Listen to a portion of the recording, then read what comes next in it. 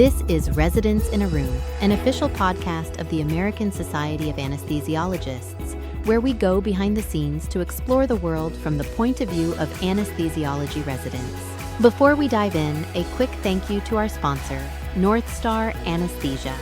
Your residency is just the beginning of your journey, and North Star is passionate about helping anesthesiologists launch careers that fit their goals, with mentorship, flexibility, and opportunities to grow. Now, let's meet today's guests.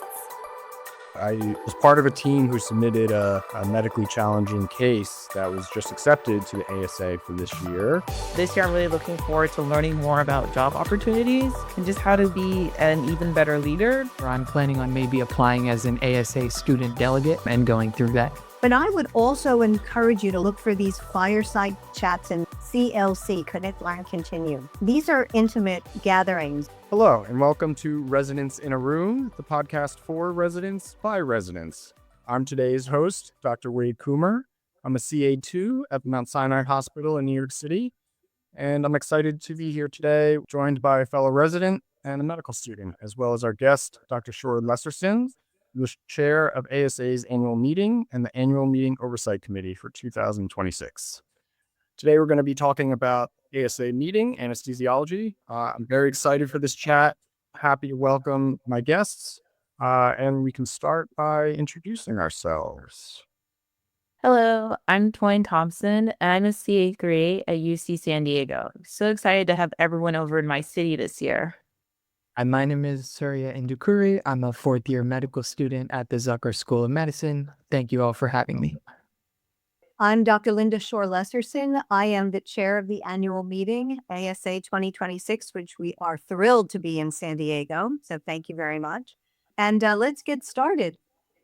All right, great. To kick us off, Dr. Shore Lesserson, can you give listeners a quick intro to your clinical work and also tell us about your work with the meeting and oversight committee? Yeah, sure. Well, much like you, Dr. Coomer, I started out at Mount Sinai and did my residency in cardiac anesthesia training there. And I got active in meeting planning through both the New York State Society of Anesthesiology, and that's very closely related to the ASA. So I got into education. There were many pathways to education leadership that were available to me. I got involved in my subspecialty society, which was SCA, Society of Cardiovascular Anesthesiologists. And just by exposure to the people around me and mentors, it was really seamless for me to start to get involved in major meeting planning and education. I then was involved in the ASA meeting cardiovascular track. You know that the ASA meeting has 11 different clinical tracks that you can follow for your interests. And I was leading after I was a participant in the cardiac track. And through a few mentors that I had at ASA, I was then identified for AMOC, which is the Annual Meeting Oversight Committee. And a few years ago, I was invited to join the oversight of the meeting. And that's how I ended up where I am today. Dr. Shore Lesserson, do you remember your first annual ASA meeting? I'd love to hear about the experience and how these meetings has impacted your career. Sure. Thank you, Dr. Thompson, for that question. I distinctly remember my first annual meeting. It was in San Francisco. This is what I remember most from the annual meeting, aside from being overwhelmed and impressed by the breadth of information and research and all the different possibilities for what you're able to do while you're at the annual meeting. And I'll tell you, years ago, it was a lot smaller than it is now. So I understand that it's very large and overwhelming. I was presenting an abstract of research that I had done, and I inherited the project from my mentor, and I was presenting the abstract, and I had the name of a reference on the poster. And you people came by and looked at my poster, and one man sort of stayed longer and really read the poster extremely carefully. And I looked at his name badge, and I realized that he was that author of the reference that I had on my poster. And so you can imagine how nervous I was. I mean, here was this name that I had never thought was a real individual. And here I was quoting his work. And it just gave me pause because I then developed a professional relationship with that anesthesiologist. He became a mentor of mine, and we've worked together in so many different capacities since then. So I really like that story because it gives me a reason to tell everyone that even though we see some of these names as book authors and book editors and we think they're sort of untouchable people that we might never meet, we're all individuals, anesthesiologists, trying to do the best for the specialty and trying to encourage the best of us to become anesthesiologists supporting our specialty. How early in our anesthesiology career should we be attending the annual meeting? And what can medical students and residents expect to get from attending the anesthesiology annual meeting? It's never too early. That's the short answer. It's never too early to attend anesthesiology. There's something for all career stages. There are events for all career stages. There's case reports for those in training. There's problem-based learning discussions for those in training, but starting to want to discuss more what their questions are. There are, for students applying in anesthesiology, there's a meet and greet. That can be extremely large and overwhelming. My recommendation is to get to the events that are a little more intimate and personal so you can meet people whose friendships and collegial relationships you'll have for your entire career. So I like to join all career stages together. So I'll plan a panel and I'll say, everyone has something to gain from this. Medical students, residents, mid-career, and even senior experts, they all have something they can gain from a particular educational offering. So I think that residents and students would enjoy panels and case discussions. I think that many of our events are tagged to indicate if there's a particular audience that it appeals to. My suggestion is to find something that you're interested in topically and attend a session that's more intimate, and then you'll get a real flavor for how interactive anesthesiology really is. You were just speaking a bit about this, but is there anything specific that you think we should be sure to include in our itineraries when attending the annual meeting? Anything new or particularly salient for those of us who are at the beginning of our career and perhaps attending a meeting for the first time? Sure. Let's start with some of the major highlights. I would recommend you attend all the keynote lectures. We have many different keynotes. We have the main three of the meeting, which is our keynote speaker. And this year we have the pleasure of having Dr. Glaukenflecken. So we'll have a humorous keynote delivery. And at the same sitting, there is another keynote, our Rovenstein lecture. That is an esteemed honor given to an anesthesiologist who has contributed greatly to our specialty. And this year, Dr. James Rathmel, who's the editor-in-chief of anesthesiology, is the Rovenstein lecturer, and he's going to talk about different pathways to leadership in anesthesiology. So this is relevant to everyone, right? There are some people who leave and come back. There are some people who go through a political experience in anesthesiology leadership. Some are researchers, and some are just hardcore clinicians trying to get involved. I think Dr. Rathmel is going to have some very intriguing insights into these different pathways. And the other large keynote is the Severing-House lecture, and that is Dr. Bruce Spiess.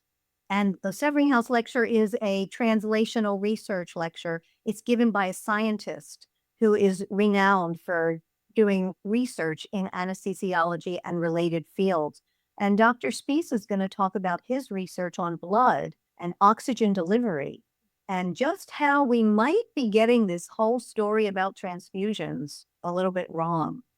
How we focus so much on a hemoglobin trigger or a threshold, and we talk about hemoglobin of 9 versus 7 or restrictive versus liberal. And his research sheds light on the fact that that may not be the way to approach transfusion medicine, which, as you know, anesthesiologists play a major role in our medical system. So aside from the three major keynotes, I would recommend you go to other keynotes if you're interested. So OB has a Verdi Marx lecture. And the FAIR organization has research presentations. The Anesthesia Patient Safety Foundation has related lectures relative to patient safety. The Airway Society, the Ovo Sapien lecture, is an airway lecture. So if any of these appeal to you, they're usually very general, broad overviews, and there's something for everyone in some of these named lectures. But I would also encourage you to look on the program and look for these fireside chats and CLC, Connect, Learn, Continue. These are intimate gatherings and not to be intimidating, but to be welcoming.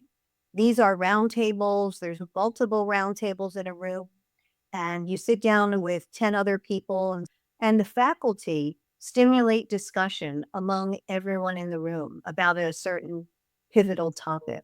And everyone in the room weighs in on their experiences and their recommendations.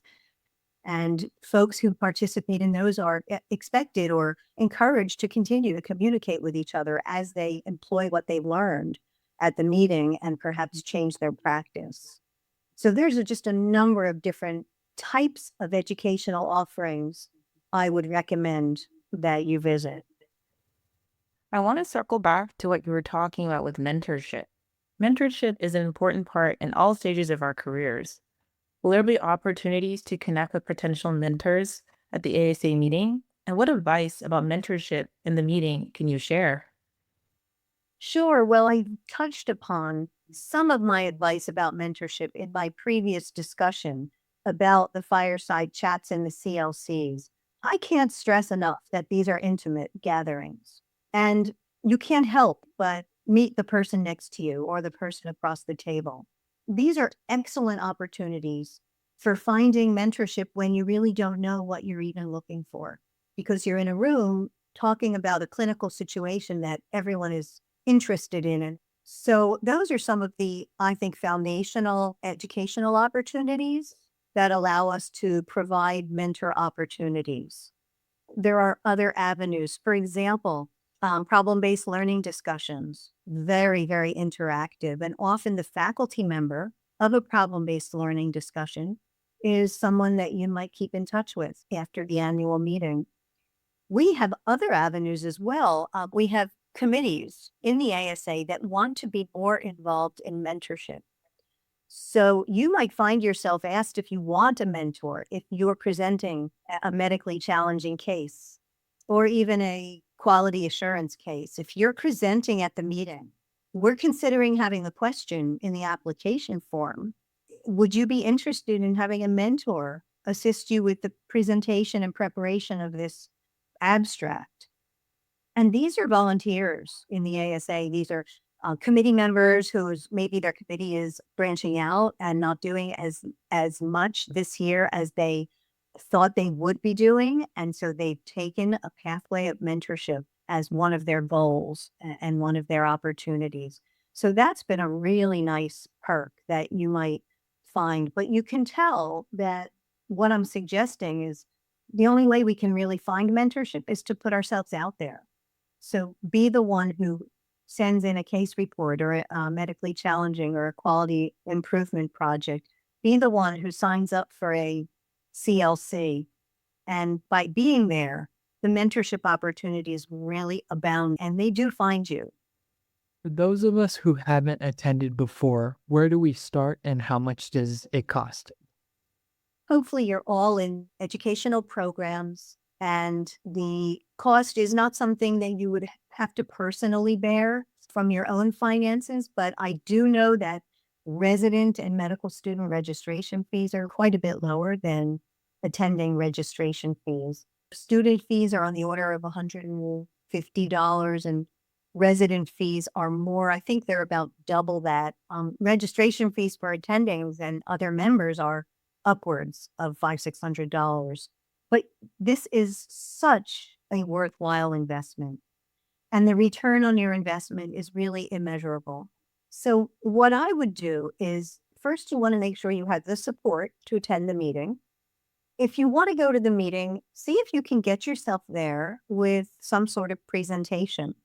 That always makes it more, I think, persuasive to a chair or to a program director that you should be given the time and the funds to attend the meeting. And once you've decided that you're going to attend by whatever mechanism you've used, I would say don't be overwhelmed.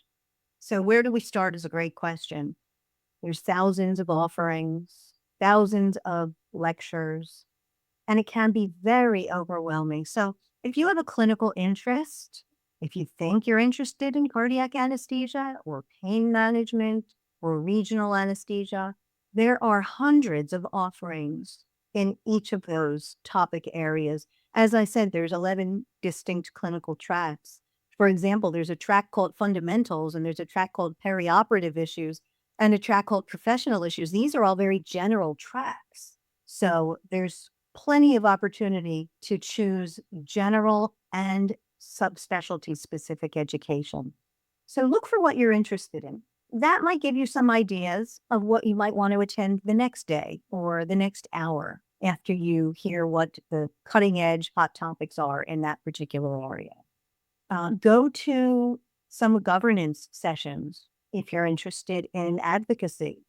Learn what it is we're dealing with as anesthesiologists in our governmental structure.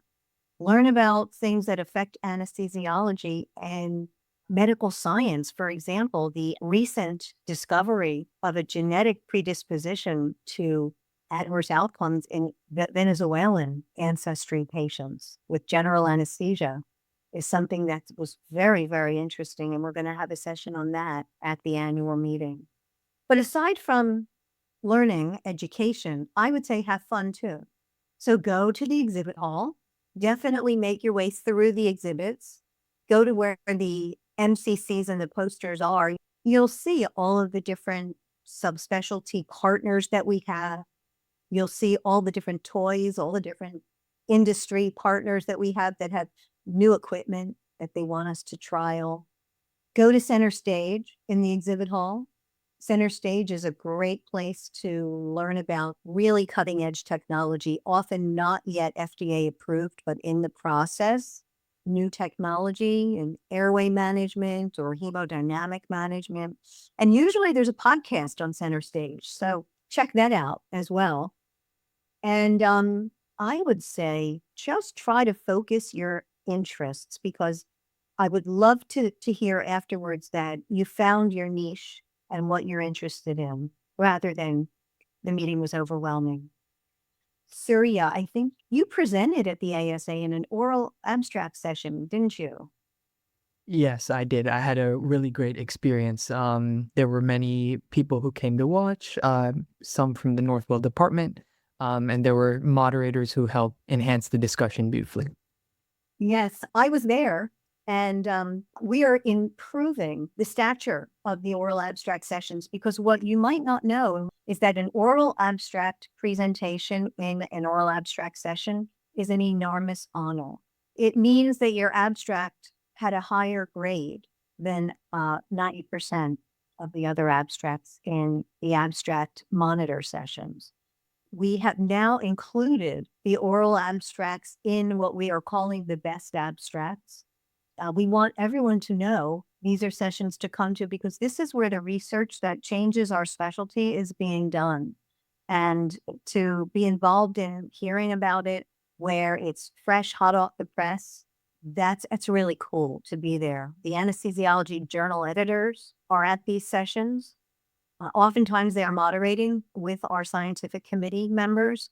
And I think I want to actually go back and add that to your list of what you should do is go to a best abstract session, because there you will find out, like in a nutshell, what's going on in science and what do we have to look forward to in the upcoming years in terms of changes to our anesthesiology care. So I want to ask you all a couple of quick questions. I would say for the residents in practice, why do you think anesthesiology has become such an exciting field? Why is there so much interest now among medical students, and it's been highly competitive? Well, I can speak to my experience as a medical student, and some of the reasons that inspired me to go into this field.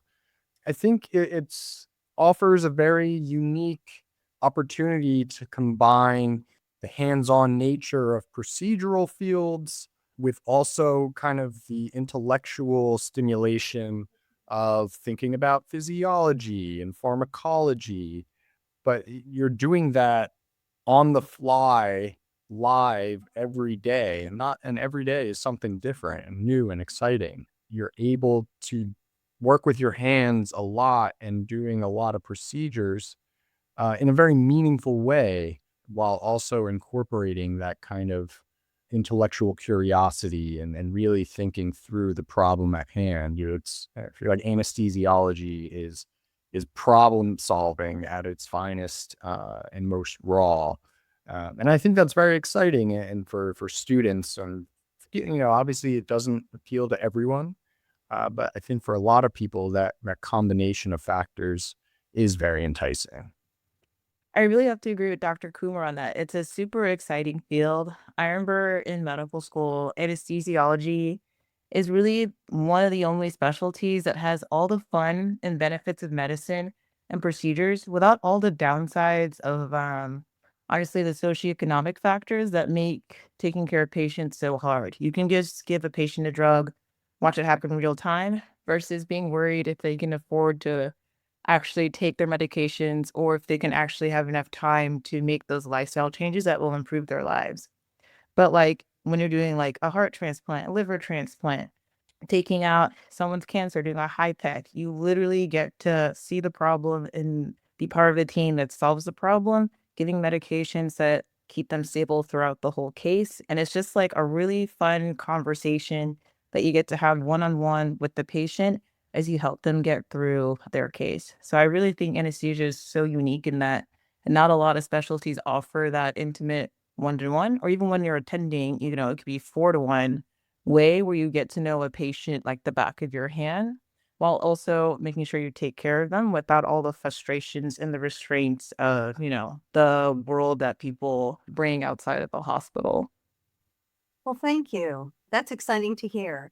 And I wonder if you both are senior residents, Dr. Coomer and Dr. Thompson.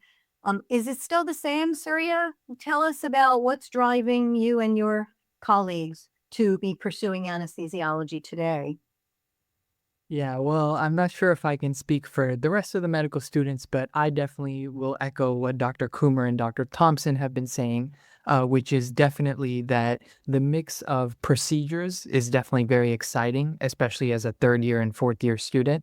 I feel like anesthesiology was the only rotation where I truly was able to get my hands on, and attendings would let me intubate, place IVs, help with arterial lines. Maybe if we're very lucky, we get to do a spinal.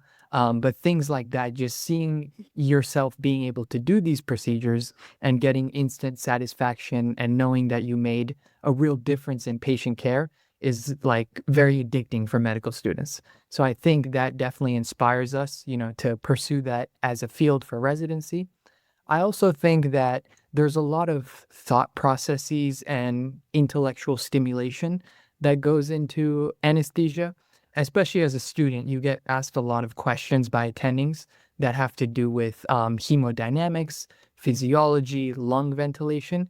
So you're really applying a lot of the things that you learn in school, which is very rewarding, knowing that you're learning things the right way and you're able to really answer these questions that attendings are asking. So seeing that there's a lot of information that you learn all throughout medical school and none of it is being wasted in anesthesia, that's definitely very rewarding. And that's what, drives me to keep continuing in this field. Great to hear. Thank you. So then let me ask the residents, was there any part of anesthesiology that surprised you, that you did not expect to be a part of your practice or to be a part of your everyday work life that is now part of your practice? My biggest surprise about becoming a CA1 was honestly how many procedures we do. Because in medical school, you spend all the time reading books and everything, taking exams, and then your intern year, you kind of just spend a lot of time placing orders, having conversations, following up on patients. But then CA1, they're like, okay, intubate, A line, IV, central line, keep going, keep going. Okay, they need this other line. We're going to hook up this Belmont. Okay, now place the Swan. And it's just like, I was initially incredibly overwhelmed as a CA1, just how much we did. And like you also have to like get good at it and get fast at it. So that was something that really surprised me, just that like steep learning curve just to become adequate at all of the procedures that we do, which is like the fun part of anesthesia, but I didn't realize how long or how challenging it would be to get to a point where you're actually very comfortable doing the procedures and doing them very quickly and then very safely for the patient. Awesome. How about you, Dr. Kummer? Have there been any surprises for you in the anesthesiology world? Definitely. I think one of the things that come to mind is really the breadth of the field and sort of the different areas that incorporate anesthesia and the different settings that an anesthesiologist can work in. At its core, everyone, when you think of anesthesiology, you think of, an operating room in maybe a general surgery case. But also being exposed to anesthesiologists on the labor and delivery floor or in an outpatient surgical center. That seems to be the trend that, is only growing with surgical volume in the outpatient setting, in the dentist office, for example. And so seeing just the demand for anesthesiology and anesthesiologists grow in all of these different settings has been surprising in a way. And it's one of those things where when you're a student, prior to being exposed to it, you don't know what you don't know. And now going through residency and talking to my mentors in the field and people that have worked in private practice versus academics, and just all the differences and the nuances and what anesthesia care can really look like. I think that's been one of the most surprising things going through this journey. Oh, these are two great take homes then, the breadth of anesthesiology and the intensity of anesthesiology and the work that we do. I was going to guess, if I had to guess what would have been surprises of residents, it would have been that this is really hard work. This is not a joke, and it's critical. It's life and death, and you need to have tough skin and really, fast reflexes to be proficient in anesthesiology. The whole cartoon of the anesthesiologist or doing the crossword puzzle and putting their feet up, that's really old school, ancient history. And in my opinion, that is not anything that represents what anesthesiology is. So I think you both covered a lot of those key points. So thank you. Thanks for mentioning that. I actually have a friend who describes anesthesiologists as like stewards of patient safety inside and outside the operating room. And I think it's like very helpful if we get that word out there that that's like our role. Because like Dr. Kumar was saying, there's so many places that we can be. And then there's so many procedures that we are able to do. And there's so many types of patients that we can take care of. But kind of at the forefront of everything that we do is on patient safety and making sure that patients are able to tolerate all of their procedures, whether that be delivering a baby, being in the OR, or having a tooth extraction. That's absolutely true. And I would encourage us all to look at that aspect of anesthesiology more closely because we really stand to be the stewards of all of perioperative care. We're practicing in a phase of medicine where that primary doctor is lost on us. In medicine, we have now have hospitalists and we have a number of different subspecialty doctors. And you're lucky if you have a doctor who knows all about you and is your primary doctor. But I think in the perioperative space, we can represent that physician that coordinates and knows all about the care of the patient. We own the perioperative optimization space, and I think we should do all that we can to capitalize on that. And that's what our research has been doing. That's what ERAS does. That's what frailty measurement and prehab does. That's what blood optimization and hemoglobin optimization does. There's a future that we haven't even touched. in terms of our being the stewards of patient safety, as you mentioned. So getting back to the ASA annual meeting, I know Surya has been to one. Have you, Dr. Kumar or Dr. Thompson, ever been to a meeting? I unfortunately have not been able to make one yet. I think all of the conferences that I have attended have been more regional or subspecialty focused. So I haven't yet made it to an ASA annual meeting. I did just receive word that I was part of a team who submitted a medically challenging case that was just accepted to the ASA for this year. So as you were talking about trying to get funding from your residency department, that will be on my next steps. Hopefully I can make it to this year. I would love to go to beautiful San Diego and see all that the ASA has to offer. Oh, I really hope you do get the opportunity to go. But of course, all in good time, the subspecialty meetings that you've probably been to really pave the way for your expectations. And in some ways, I think they're helpful in acclimating residents to the ASA because you start a little bit more smaller and a little bit more focused, and ASA is all of that and has relationships with all of the subspecialty societies on a much grander scale. Dr. Thompson, I know you're going to be there at least for the weekend. I've been to two so far, and the one saying it will be my third. My first one I went to was in NOLA. I went as a medical student, and then Surya. When I went as a medical student, I actually ended up staying in a hostel in NOLA because I think I got like $500 total through the Georgia Society of Anesthesiologists for the trip. And like I had so much fun. It was such a good time. You don't need like a big budget. And then I went again last year to San Antonio as the California Society of Anesthesiologists UC San Diego resident alternate delegate. And that was a lot of fun too. So every time I go, I always meet up with my peers, some other residents, and we talk about what we're going through, how our programs are different, what we like about our programs, what we don't like, and what we're looking forward to in our careers.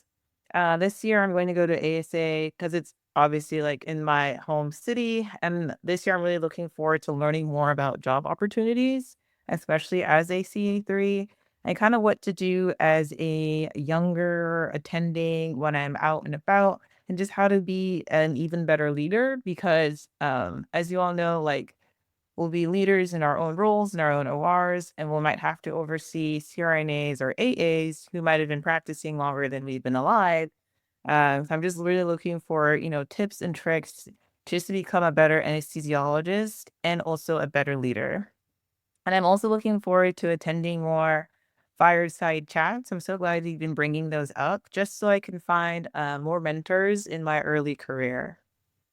Well, that sounds absolutely amazing. And that you have mentioned a few areas of mentorship that I mentioned, but perhaps didn't emphasize. And so let's not forget to mention the governance and advocacy aspect of anesthesiology.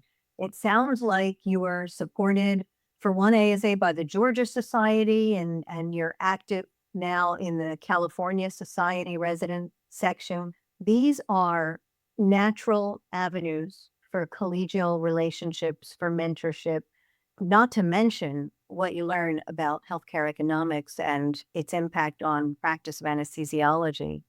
So if that's interesting to you, there's so much of that at the annual meeting, aside from the actual governance meetings and the House of Delegates. There are even educational sessions that teach what is going on in today's economic climate in the United States. There is something for everyone. And I often talk to medical students who don't know what they're interested in, but they do have an interest in healthcare economics, and they end up pursuing some sort of governance position. I'm so glad that you mentioned those, Dr. Thompson. Please do visit the small group sessions. I think you'll find them very rewarding. I very much agree. Usually I kind of go to the bigger panels where, there's the exhibit hall and everything, and there's like hundreds of people in there, or just the presentations, and then there's like 20 presentations going on at once. But I think now that you've really highlighted the fireside chats, I would really like something more intimate at this year's ASA annual meeting. Sure. And the problem-based learning discussions as well. Those do have a small cost, but if you are interested in the topic, you're going to probably be committed to going, and you'll definitely have interested folks around the table to discuss with and to perhaps continue the conversation with after the meeting. So, Surya, are you going to this year's meeting? Yes, hopefully I will get a chance to go. I didn't have any projects or abstracts accepted this year. However, I'm planning on maybe applying as an ASA student delegate and going through that. Great. So this is wonderful. Are there any other questions you have about anything ASA meeting related or career related? Dr. Sherlisterson, why did you pick cardiac anesthesiology? I kind of just want to hear your thoughts and what drove you to that subspecialty. Oh, yeah, sure. Well, I really always loved cardiology. I always loved the heart. And I think for a short time in medical school, I thought I would go into internal medicine and cardiology. But then once I experienced anesthesiology and the cardiac operating rooms, I knew that cardiac anesthesiology would be the perfect blend between my love of cardiology and anesthesiology. It's been such a rewarding career because, I think we were talking earlier about the breadth of anesthesiology and all the different places we find ourselves with expertise and leadership. And it turns out that by being a subspecialist, you actually develop expertise in that field of medicine. And through all the years of cardiac anesthesiology and doing research with cardiac surgeons and cardiologists and being an echocardiographer, I actually have knowledge of the cardiology literature in addition to our anesthesiology literature. So yeah, I wouldn't ever say that I'm on a par with a cardiologist, but certainly when it comes to discussing things with other physicians and other practitioners, or even advising your family members and friends, I actually have an expertise in cardiology that is slightly more so than that if I was not a cardiac anesthesiologist. So same could be said for OB anesthesia. Same could be said for multiple other subspecialties, certainly pediatrics.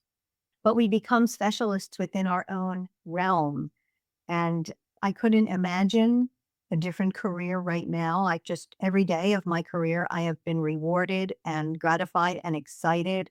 And the way you talk about the procedures, Dr. Thompson, that is definitely what excited me many years ago, but amazing. I'm still excited about it all these years later. So there's definitely something to it for intellectual stimulation and gratification. Thank you. Well, this has been such a great conversation. Thanks to you, Dr. Shore-Lesserson, for sharing your expertise. And thank you to my two colleagues for joining us today. Thank you as well to all of our listeners for tuning in. Join us again soon for more Residents in a Room, the podcast for residents by residents. Hello, ASA.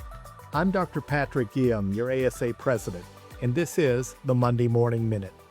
First, trademark applications filed by the American Association of Nurse Anesthesiology to register marks incorporating the term nurse anesthesiologist have been withdrawn following opposition proceedings brought by ASA before the U.S. Trademark Trial and Appeal Board. The withdrawals represent a decisive victory for ASA and an important milestone in our ongoing efforts to prevent improper and inaccurate use of medical titles and to protect patient access to accurate information about their care teams. Next, ASA Plus is a new personalized education subscription that keeps anesthesiology learning at your fingertips wherever you are. It's app-based, mobile-first learning that fits your schedule, tailored to your interests, role, and career stage. And last, ASA's Committee on Rural Access to Anesthesia Care hosted its second annual Rural Perioperative Symposium.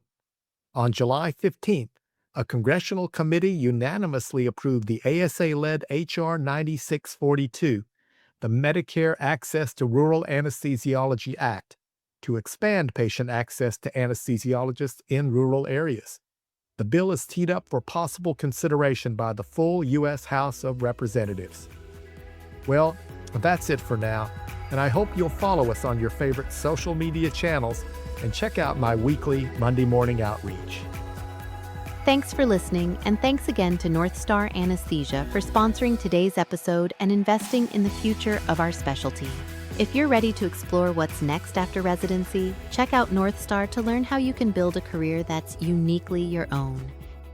Gather fresh insights from notable experts, uncover the latest advances, and boost your knowledge of current practices and standards at the Anesthesiology Annual Meeting, October 16th to 20th in San Diego, California.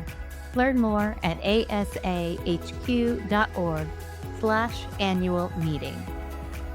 Join us for Residents in a Room, where we'll share timely info, advice, and resources designed to help residents succeed in residency and beyond. Find us wherever you get your podcasts or visit asahq.org/podcasts for more.